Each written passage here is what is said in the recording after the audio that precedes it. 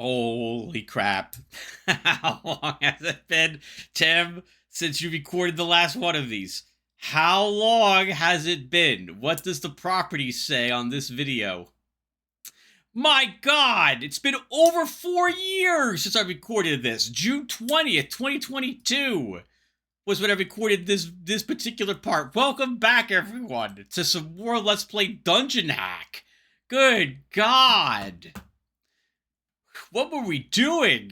I don't even know what level we're on. It said, well, actually, it said level 12 there, so I guess we finished 12 levels? Or I'm about to be in level 12, I think, with Meg. And Meg was our cleric mage, which is the only way to play this game. For identify and create food, if I recall correctly. Hey, everyone. Oh, we're fighting, Ettins.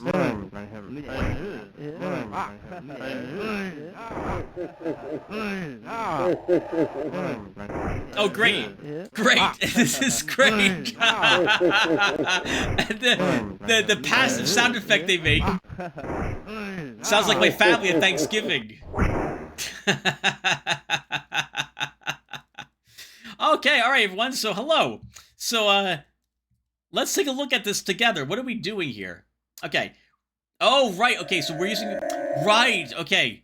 So, I think I promised we talk about the campaign I was running in this episode, but I might have a surprise for you guys. Oh, that's a horror. That's a bone horror, isn't it?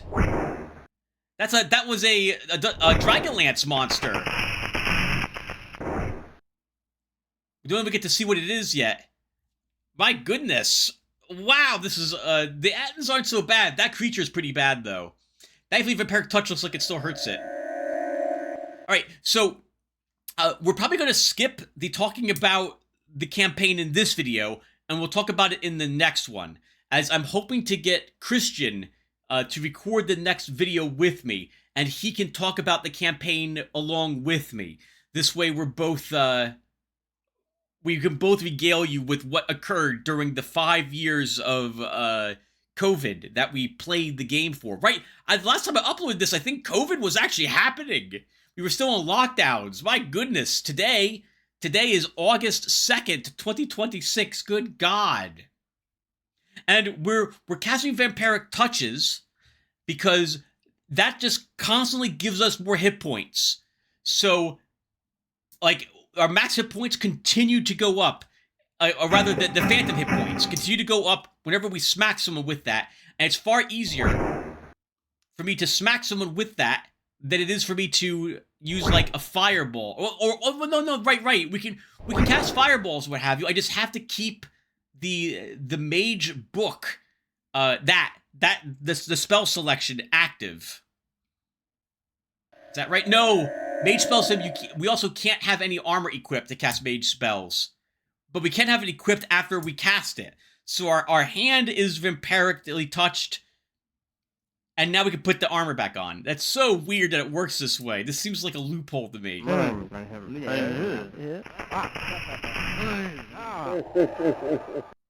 Very, very jolly sounding Ettin. They're very happy to walk through the dungeon, making that sound. What is that? What is that weird sound it makes when it attacks with its clubs? What is that? What is that?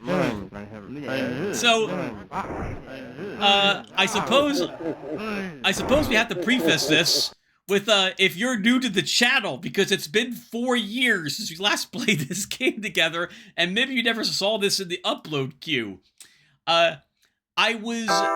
Many years ago, I was commenting on my distaste for a classic on the role-playing game front called Pool of Radiance, as I really disliked that game.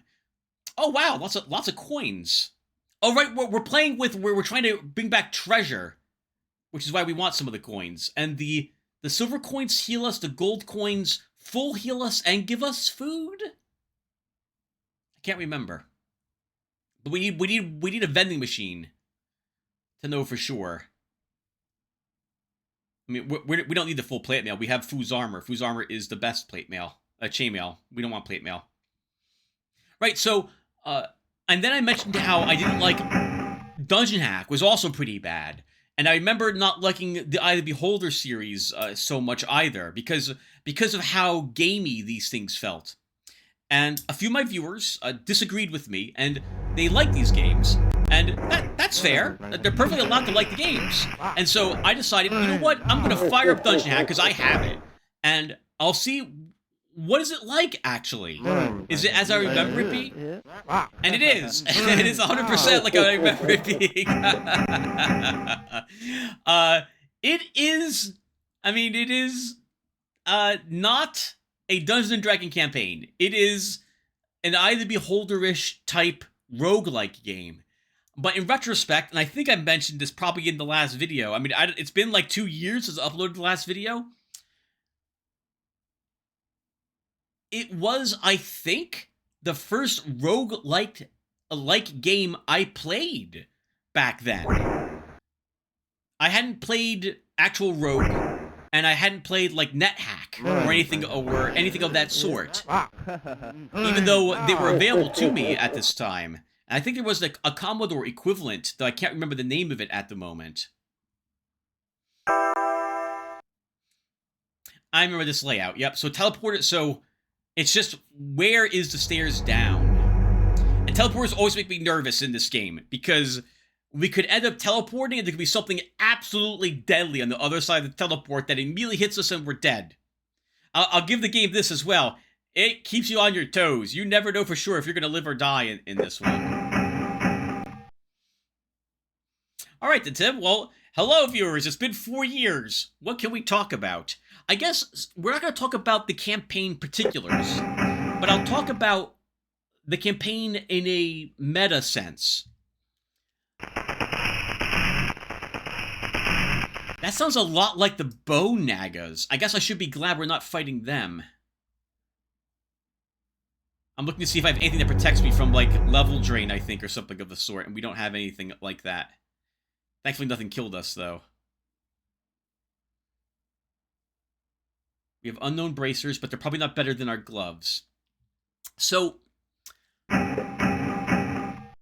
wow. In 2020, we had just gone on lockdown here in America in, I think it was April 15th. April 15th or 13th is when they finally sent us all home from work. And for the next, like, 5 years, we would be sent home from work. And although I am incredibly introverted,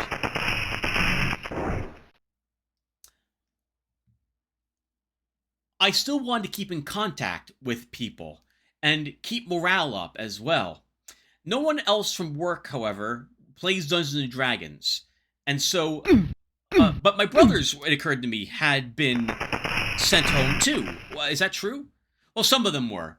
Some of my family works in the health care industry, as it were. One of my brothers is a nurse.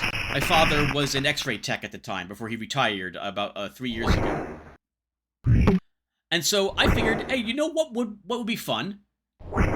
If I could get a campaign going again. Me and my brothers, we used to play Dungeons & Dragons when we were in grammar school, way back in the 80s. Now, I rooted around, and although I didn't have any of the original Dungeons & Dragons books, like the Red Book basic set, for example, from standard Dungeons & Dragons, not the advanced Dungeons & Dragons that probably everyone is familiar with these days, I did have a few of my second edition books with me. So then, I thought, hey, you know what? I bet I could get all my dungeon magazines from an age ago. This was before other people began doing the same thing that I was probably doing, and going on Amazon or eBay and buying everything up when the when the lockdown started. Because about a month in, I immediately went and got, like, as I look down over at my shelf behind me, I can see about 30 Dungeon Magazine books that I all scrambled to get on Amazon and eBay. So I could, first off, remember what it was like to play these games an age ago, or rather, what those campaigns were.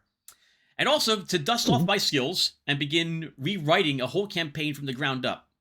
I guess we'll talk about Dungeon Magazines really quick. A Dungeon Magazine is, imagine that instead of, I guess it's like a video game, I suppose we can say. I mean, so first off, it's not a video game, but it is.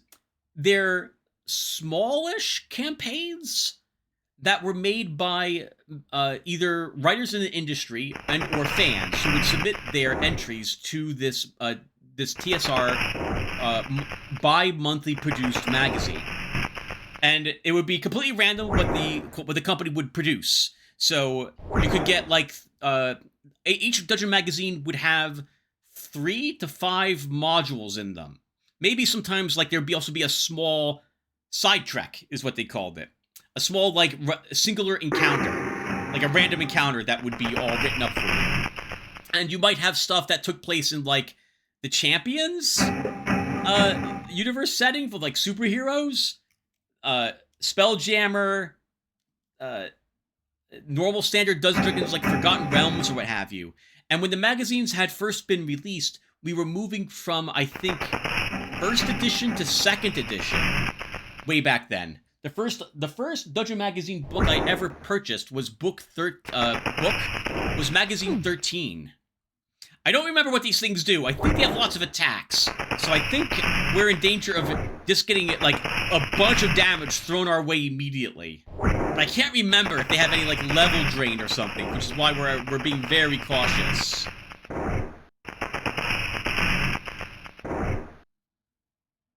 I'm pretty sure that I've seen that creature in the Dragonlance monster manual.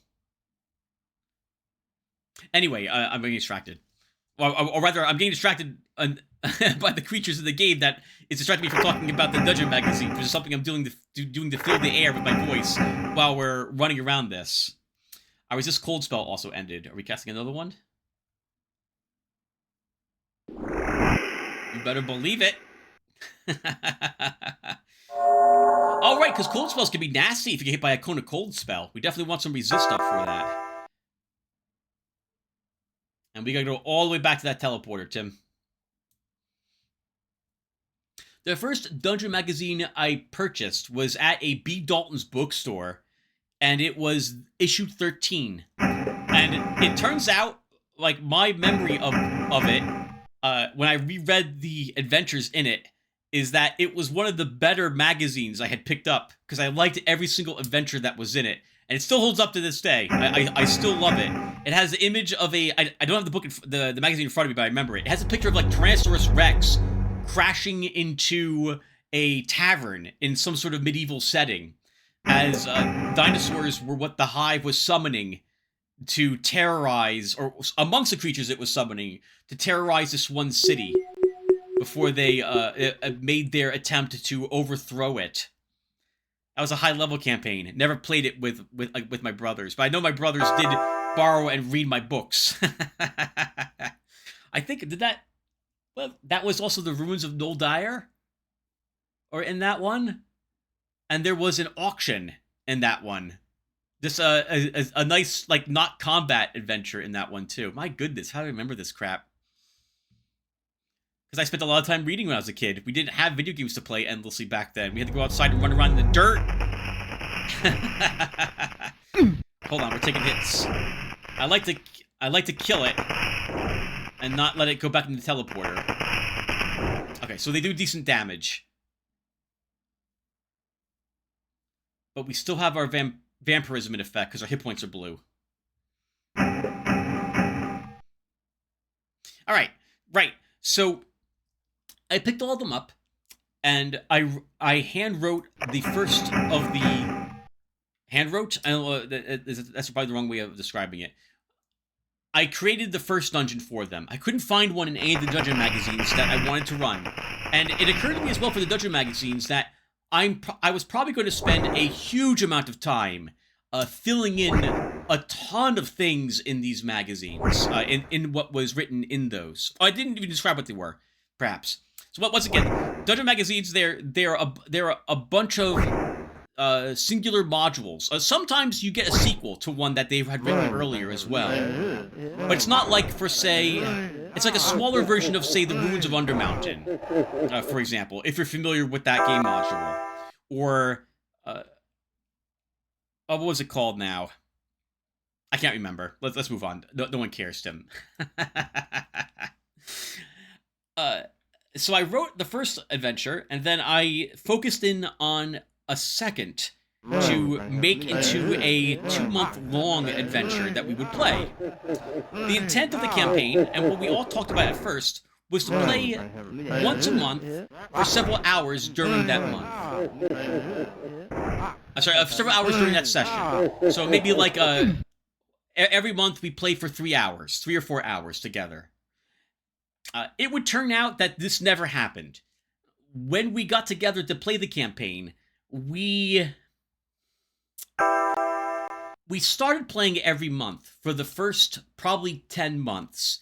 Then we went to every 2 or 3 months for the next 2 years. And then the final 2 years, I think we played maybe a total of 3 times. And we haven't really played since. Since 2025, I think, was the last time we played. So the campaign all fell apart. It's tough to get people together, even though I had 3 brothers and 1 friend, Christian, who all wanted to play. Getting them all in the room at the same time proved very difficult, with my brother Rob in particular only playing once during the entire 5 years that we had the campaign going, and only the very first game. It was still grand. I had a lot of fun playing it, but one of the reasons Christian stopped in was to fill the role of that player, since I generally like having at least 3 players in my campaign, so I'm not role-playing, or rather not NPCing 2 characters. I can do it, but it becomes a lot more work if I have to try to shift into another role repeatedly, because I want to have people talk to each other, like have party banter and what have you, and it's difficult to do. And I'm also always conscious of what I know versus what the NPC should know. Oh, we almost got pinned between those 2 Ettins. I'm a little worried these things can do a huge amount of damage to us, so we have to be a little careful here. I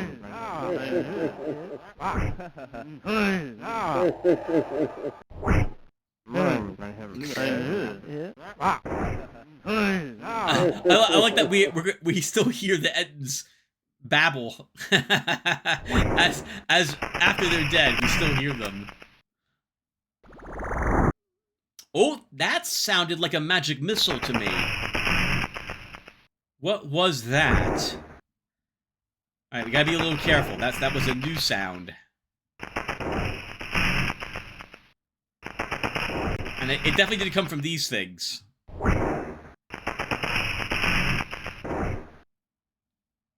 Sorry, I'm curious. 9 damage. Ooh, and we missed it. Right, I have to hit the buttons multiple times because the game lags so badly as I'm playing it.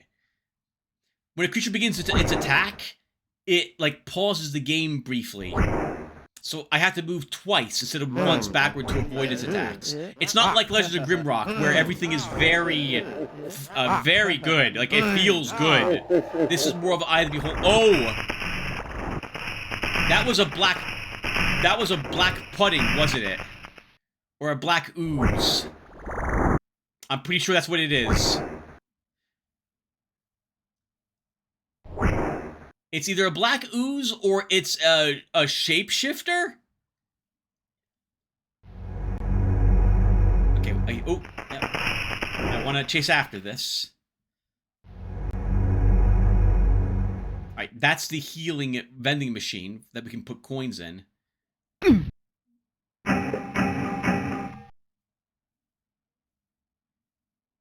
So, if it's a black ooze, we need magic to deal with it, as there's a chance, when we swing a weapon at it, it will devour our weapon.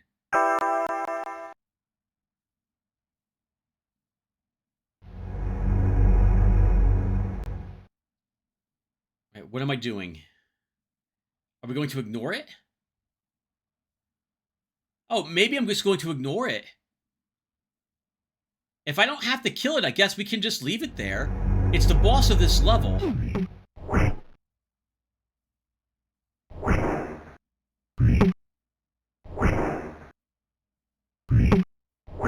I'm relying on our high armor class to keep us alive here. I didn't get a good look at the map. I do think that we're leaving it there, that I don't need to kill it. So there's the black ooze, or whatever it's called, that can devour your weapons. I don't think it devours your armor, but it might be able to do that. And then there's a version of it that looks like an ooze, but when it attacks you, it's like a half snake instead. I can't remember what the name of it was. It was I think it was a desert creature of some sort. I can't remember what the TSR Desert Adventures were called back then. It wasn't the Oriental Adventures. It was something different. Oh, secret passage. But nothing in it. Oh, good for Meg seeing the secret passage as well. Okay, so when I work on a campaign, it takes weeks worth of work to write everything out. I think I've talked about this. I am not a guy who likes winging things. I like having everything laid out way in advance, planning like what spells my players will cast in advance, so I can have descriptions written for it, for them. Oh, Tim, you should shut that door. The Black Ooze may have followed you. Yeah, that's smart. Good, do that.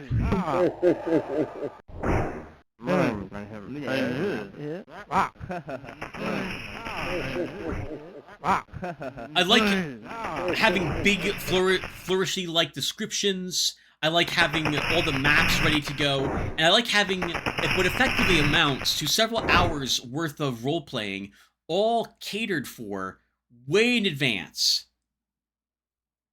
And we're going to do some identification, apparently.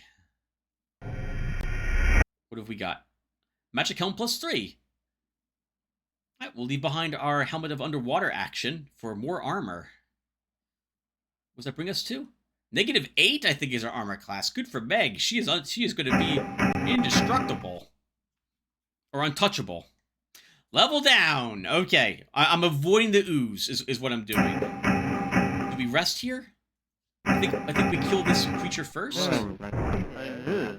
Oh, right. And I think we're playing on Iron Man mode, viewers. So if we die, that's it. If I remember it right. We have to kill the other creature I saw. Yep, we gotta kill this one too, if I want to rest here, and I think I do.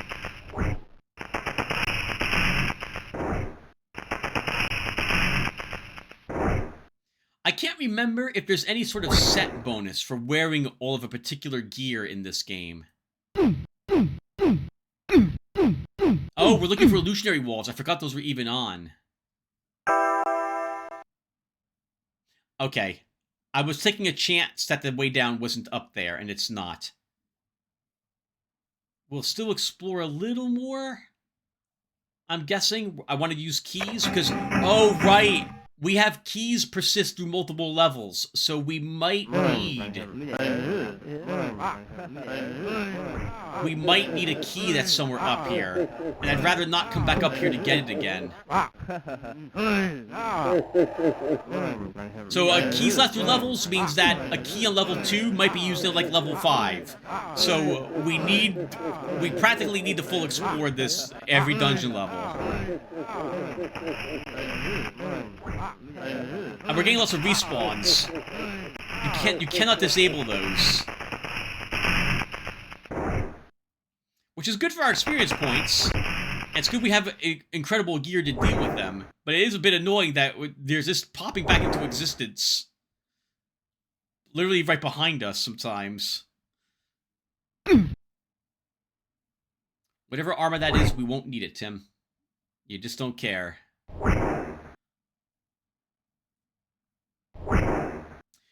Clerk level 12. Gaining a hit point. Perfect. We can at least queue the spells we want. My goodness. Just looking at what spells are in this remind me of how awful the spell selection was back in these editions. So few useful spells.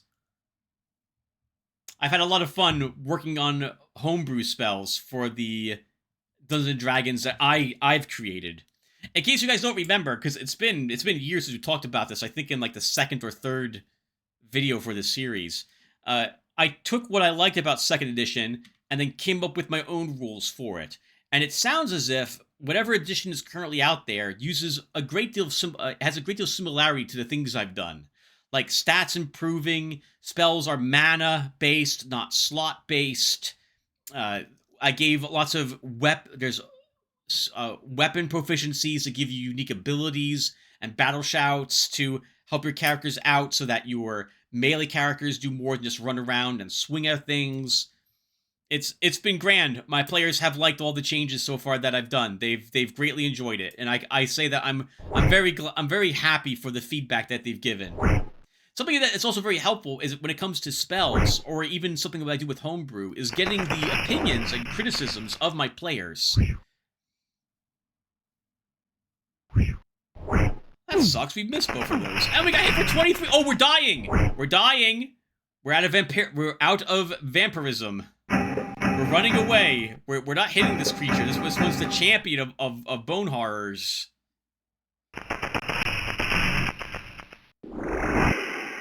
Right. I think I might have clicked on max the heals when I cast them, but I can't remember if I did that.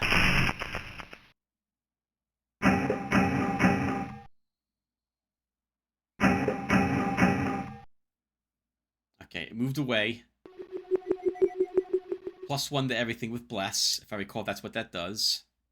And we gotta go out and find and kill that.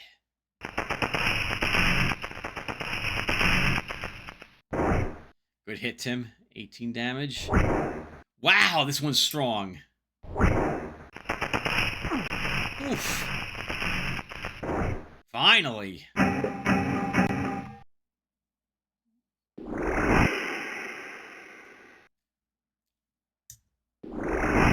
This was a nasty little level. My goodness. We're not going to rest him? Am I going back to the... Alright, sure. We pick up the hammers. And there is nothing else around us. Oh, wow! A creature just spawned in that room again! Okay. There's no spawners like in Gauntlet for us to destroy. It's an Etten. Tim, this is very dangerous. You should get your vampiric touches ready. What the heck? Game, please! I remember it doing this. This is really annoying, the respawns, when you especially have, like, level drain monsters that you're dealing with.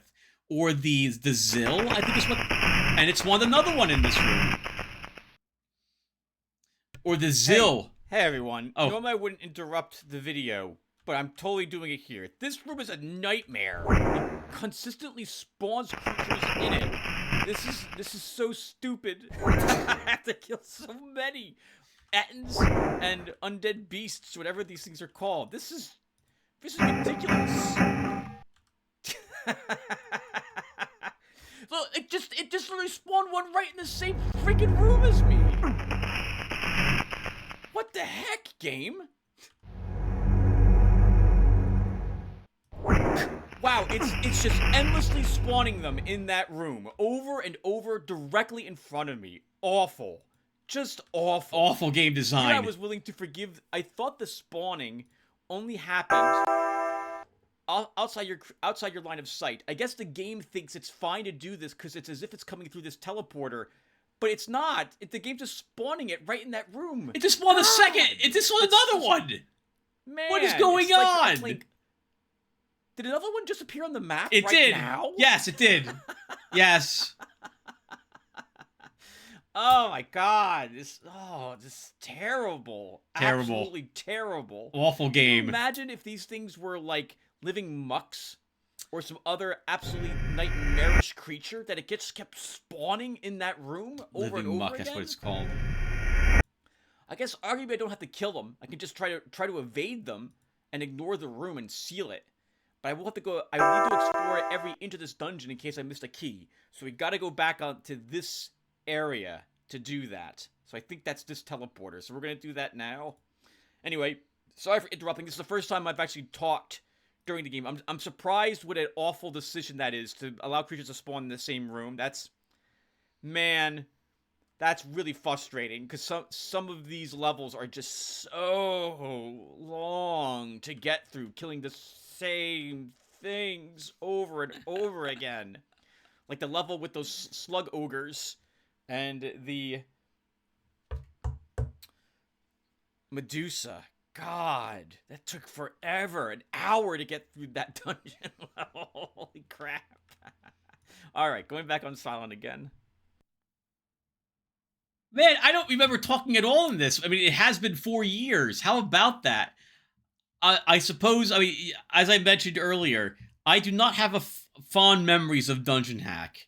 I feel that there really needs to be a good amount of work done to allow the other classes to have as much of a fighting chance in these dungeons.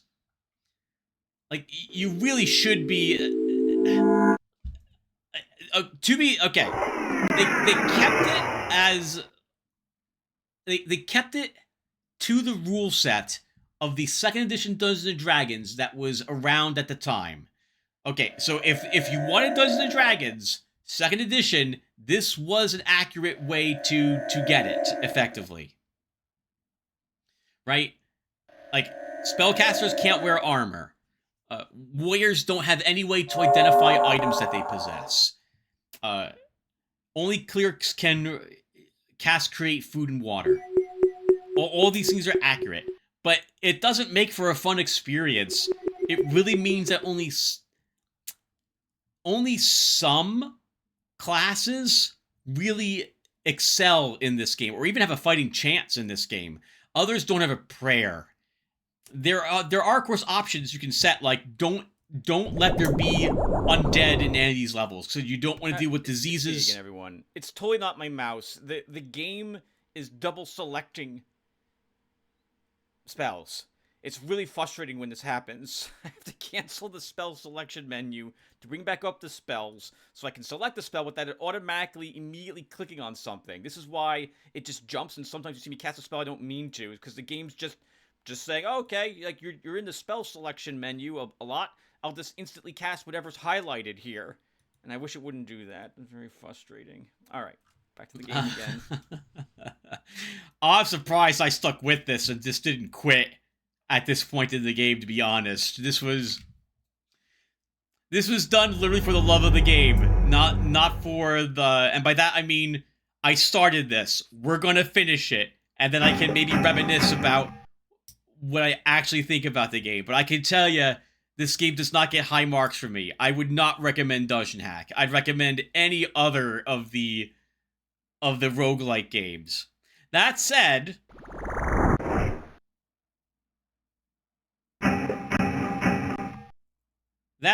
we're surviving, but I am playing a class combo that has the best chance of seeing the end of the game.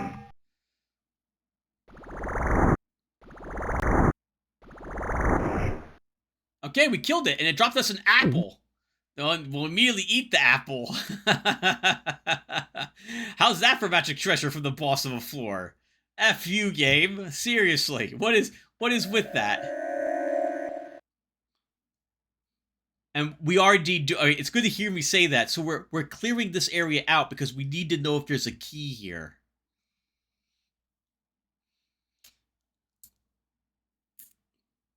If there wasn't one, well, I suppose now we know. Oh, but we're missing a hallway. Okay, we just didn't explore everything yet. And we have to use the arrow keys because there was no way to just turn yourself in the game. There was no control that let me do that.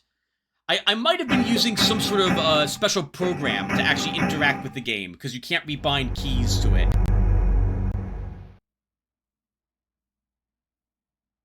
Okay, and there was nothing there, so have we full explored the dungeon?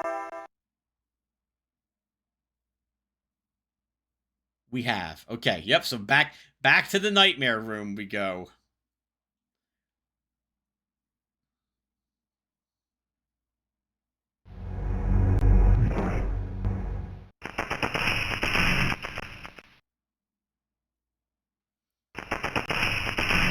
I forgot about the spell book or the spell selection bug in the game. As I was mentioning it, I remembered it. Yeah, game's a bit glitchy as well. Yeah, we have another monster that showed up in there. Just respawned another monster. That's fantastic. What a nightmare. Let's eat some food and get the heck out of this place. Are we saving first? Nope, just going straight down. That's risky too, because the game could crash on me. Always should be saving the game. Alright. Well, I like the cave look of this dungeon. That's kind of cool. I'm waiting to hear a monster so I can tell you what it is we're fighting. Is that a chimera? No, it's a wyvern. Wyverns, I think their poison can kill you outright. I think. They're slow, which is good. I like the poison tail dangling from it. Okay, good. We have a little bit of breathing room now.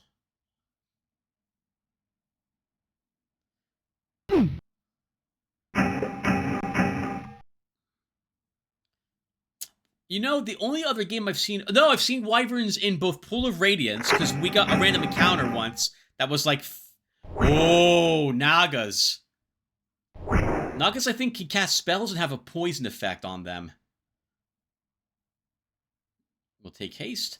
I don't think haste ages you in this game a year, which it does normally in 2nd edition Dungeons & Dragons. Of course, it doesn't do that when you cast in my campaign. I wonder how many people... There must have been so many other Dungeon Masters, I think, maybe, I hope, who just went with their own feelings for the game. You know, I'm surprised that... yeah, sure, we'll go into this. I'm certain there are many people who they buy and play the 5th edition stuff, or we're up to 6th edition now, 8th edition. I don't know what edition. We're on 11th edition version of Warhammer 40k, so I don't know what edition of Dungeons and Dragons we're on at the moment. But once you get the general idea of something, you can just make your own rules up. You don't need to buy a book to play Dungeons and Dragons.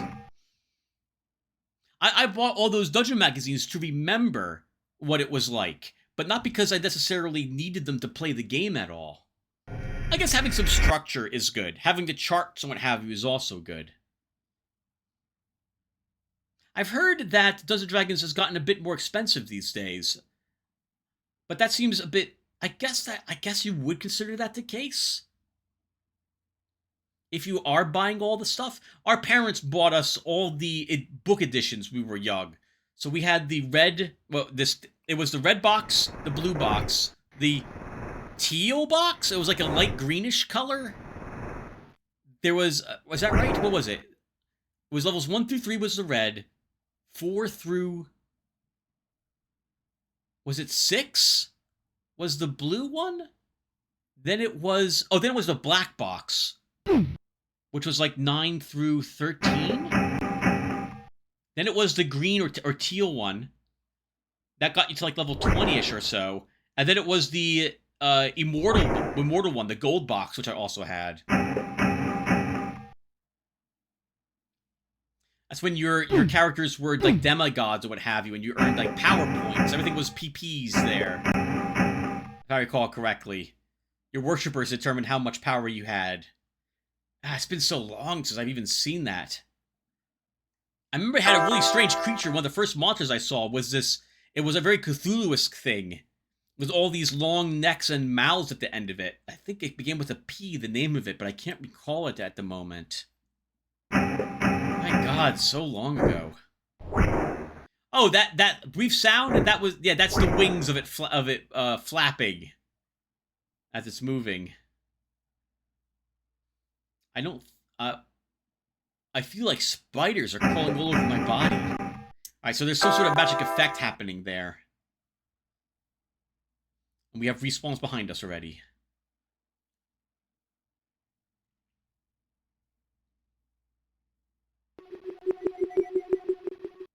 It's all about stacking those buffs.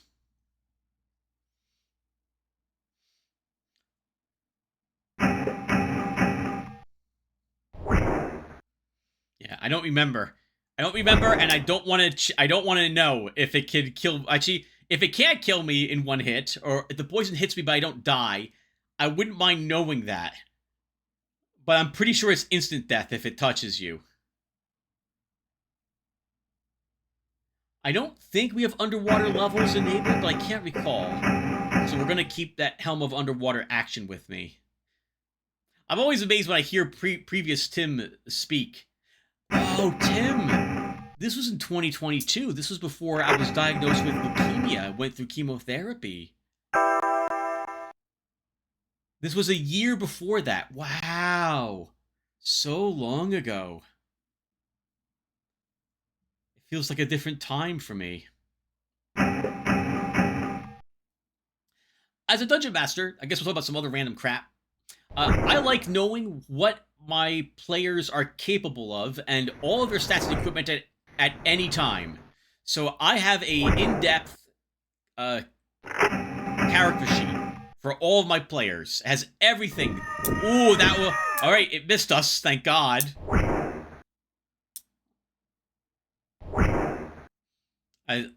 Should we... no hits, Tim. So I'm watching this with you guys, and I'm talking over it, and then I'll replace this video's audio with the audio I'm recording currently, which is both me speaking and the game's audio itself. I can always look down, and I see how much is left of this video to go. I mentioned that we will keep going until we either beat the game or we die, whichever one of those things occurs first. I definitely won't be doing another go-through of this one. So I keep a copy of all my characters, my players' character charts.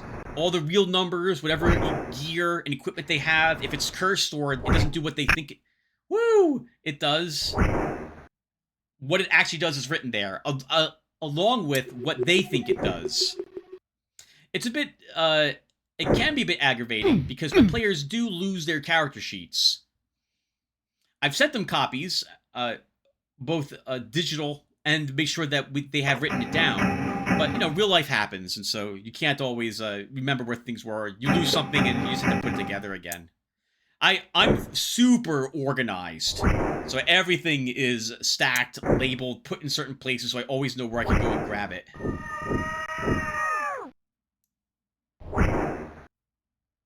Lots of wyverns in this area. You know, I can go look up wyverns really quick. Let me see. So if I go and look up Dungeon Hack wyverns. I want the monster.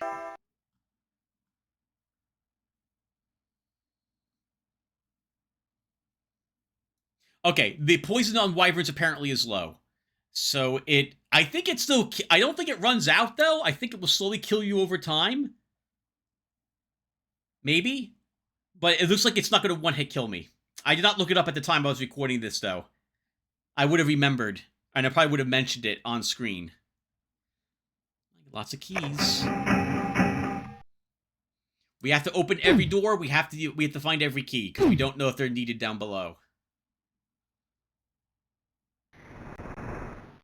What was that? Was a Naga?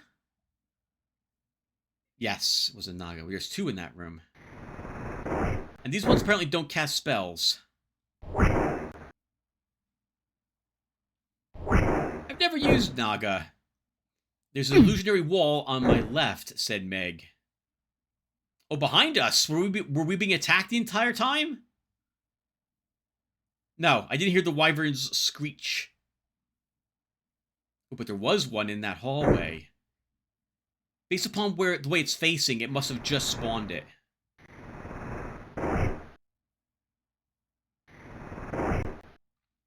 There was a game called Descent.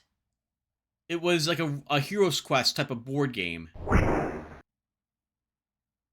Oh, the illusionary wall's still open. That's interesting. Normally they go away when you walk into them. You don't need detect magic.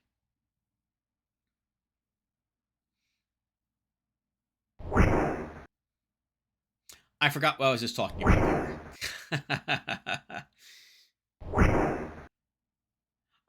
I swear, I am trying to go through all the games I started to record and never finished. And I still have at least this video for Dungeon Hack to go through. I have several other Commodore games to also upload that I recorded around the same time 4 years ago. My goodness, they're just waiting for me to talk over it. I had recorded a playthrough of me doing Space Marine 2 when that game was first released, but I'm probably going to reshoot it. It's waiting for voice, but I remember being super frustrated at the very last level by the Hell Brute, which killed me quite more than I care to admit on screen at the moment. But it was not a pleasant experience. I really let loose on the Hell Brute because it holds its attacks when it makes them. It's not as easy as a quick time event flashing when you're supposed to attack. You have to feel it out. Is that right? No. The game does have a way. Like there is a small icon or something that shows up when you do the game's telling you how you can avoid.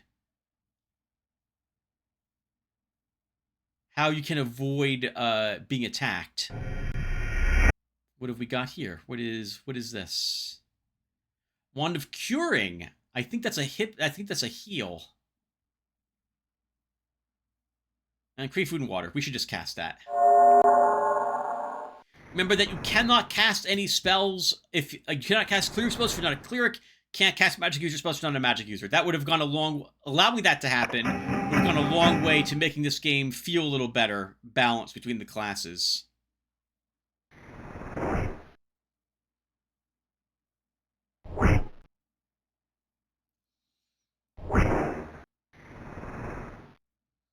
I do like how creepy the Naga looks when you're looking at it head on. The side profile looks a bit silly. The head is a bit too large, I feel.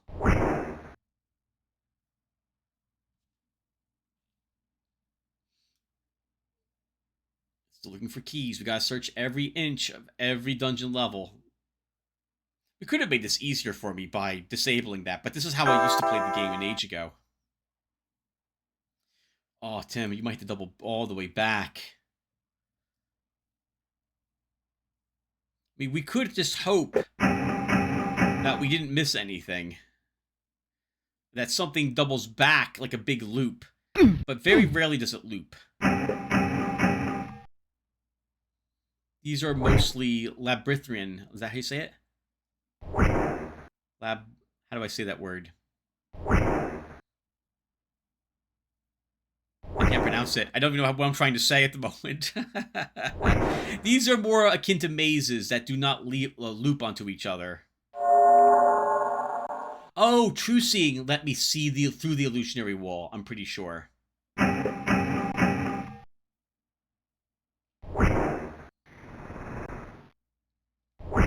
So maybe there's only 2 creatures per floor, because this is a very Dungeon Keeper-esque type of way of doing things. Like, the monsters that are together won't attack each other. You guys ever played Dungeon Keeper? That was a great game. The first one especially I really liked. There was a great deal, like, there were so many different monsters for you to try to support. Is that the correct term? Hellhounds, vampires, the demonkin, actual demons.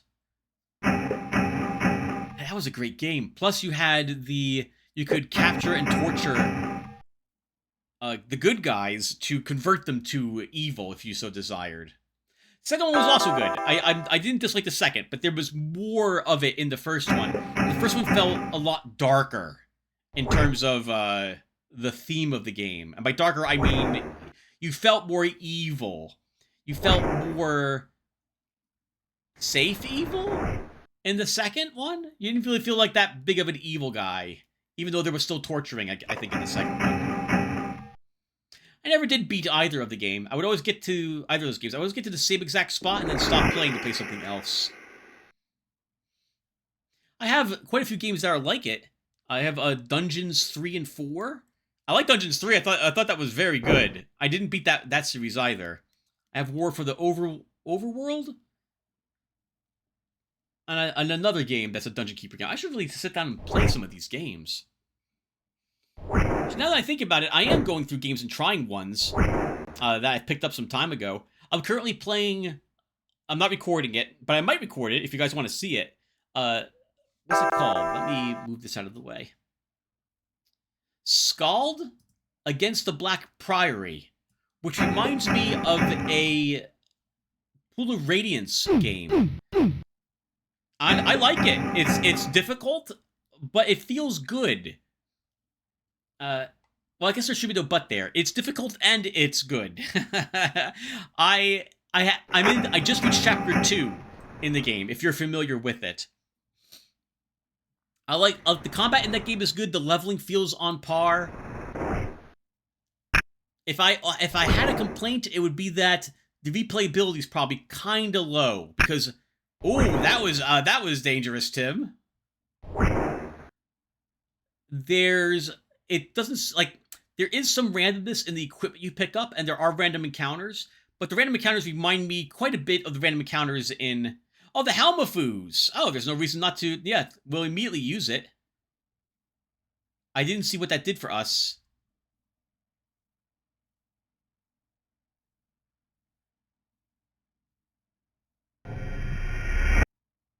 Helmafoos +1.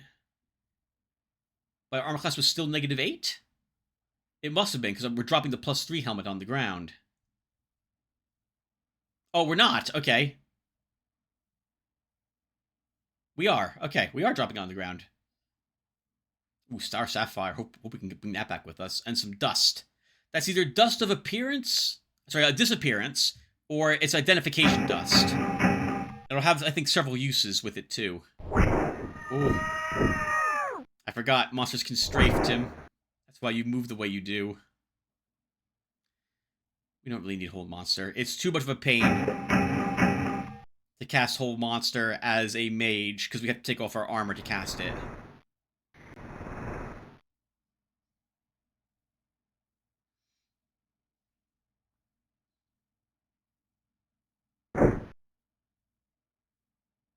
Blessed Warmth. What does that do again? I don't remember.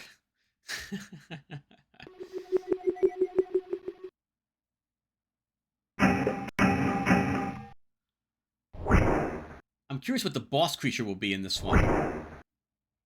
The very final boss will be something. It's a very particular monster, like the metallic scorpions that were in the Underdark. I can't remember its name now, or a beholder, I think, or a dragon crawling through the dungeon.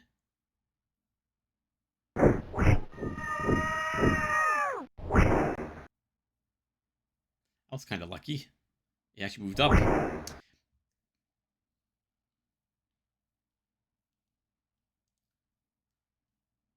So we're finding all pieces of the set, which is nice. Oh, I will say that. So I will say when you play this game, I remember that sometimes I would go through it with like a fighter, but I'd also go through the same exact seed with a mage, so I could identify the stuff on the ground. I had to clear the dungeon twice, but if I found like a magic sword or 3 at the very beginning 3 levels, I always felt it was worth going through with the mage, just so I could identify this crap, so I knew which equipment to pick up. If you started as a fighter and they gave you a certain amount of like you could select starting equipment, like dust of identification or something, that would have gone such a long way to fixing some of the problems with the game. And we lost 3 points of plus armor. We put on the Helm of Fu. We carried that frost key all the way here for nothing. It's not even an illusionary wall. Yep, that's the way we're supposed to go.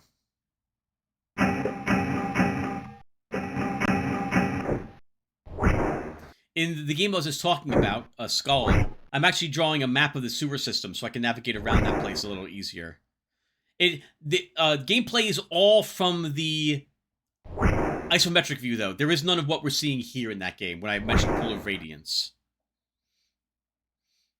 It also is a very interesting game setting world because there's spells and magic. It feels like a Pool of Radiance, Forgotten Realms type of world, but there's a Cthulhu-esque thing happening in the game setting.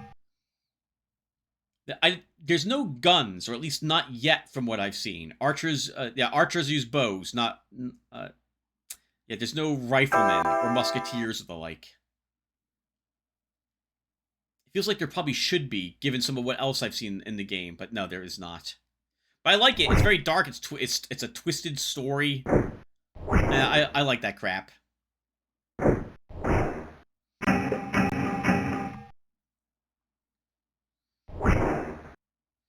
Or some other games I have in the background, Tim, that you're thinking about playing, since we don't want to talk about the campaign at the moment. Oh, Felvedek is one I was trying out as well. It's got an interesting art style, shall we say. The game, it feels like it wants to be serious and funny at the same time. It's got a very Monty Python-ish type of look to it. Combat plays like Dragon Warrior in it, with people's actions and attacking people in a view like what we see here, like a Bard's Tale, like the Bard's Tale 4 game that had come out some years ago.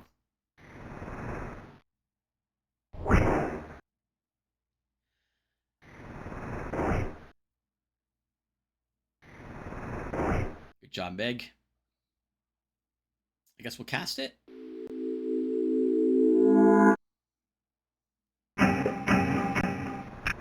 Whew. I still don't know if these are poisonous or not. Hopefully we won't have to find out. I think by... you know what? Can we look this up right now, too? Let's look this up really quick. Dungeon hack armor sets.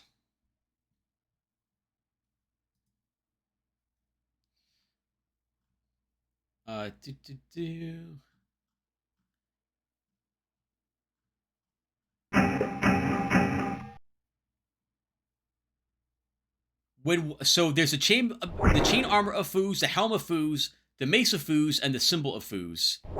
Wearing the complete set will give the wearer fire resistance. So we would never...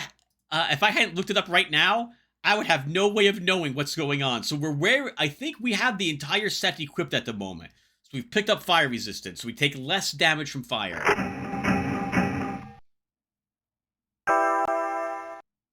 I guess this cleric went into hell and fought there, which is why they have this gear. And that bonus. A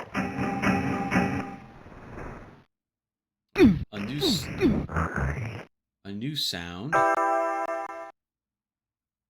We didn't miss anything. There must be a secret button or an illusionary wall here.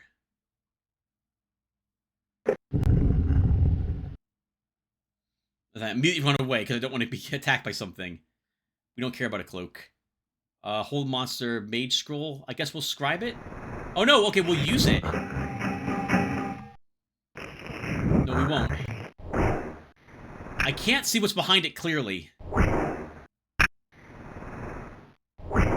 It's fast, though. A wyvern has moved up. The boss is here, though.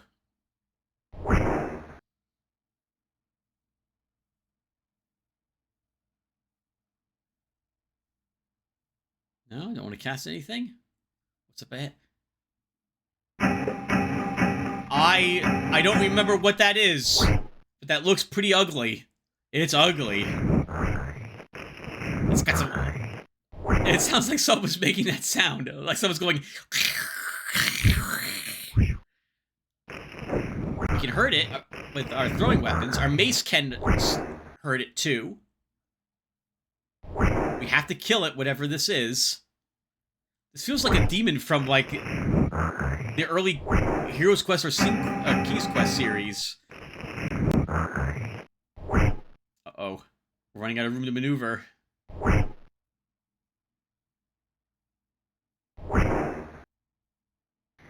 Just checking what's behind us so we don't run. Oh, we want to kill whatever this is so we don't get pinned. We probably could have left it alone, honestly, but we're committed to killing it. Poor Nagas don't have arms, so they can't. I don't think they can open doors. They're not smart enough to use their faces for that.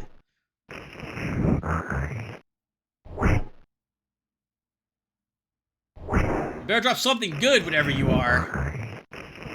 Assuming we kill it. If we die, there will be a little bit left over, by the way, where we talk about what just transpired.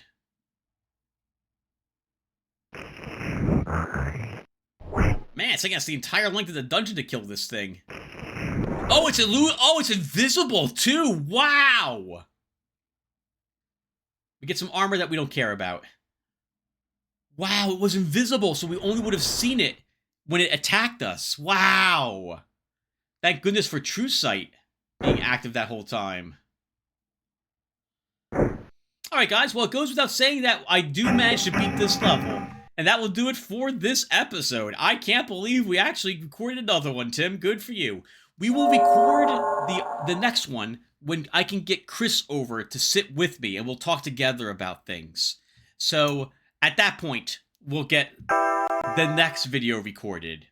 And we'll try to regale you with stories about any of the Dungeons & Dragons campaigns that we've done at the time. Hopefully it'll be more entertaining than this is me babble on about this random crap as we play.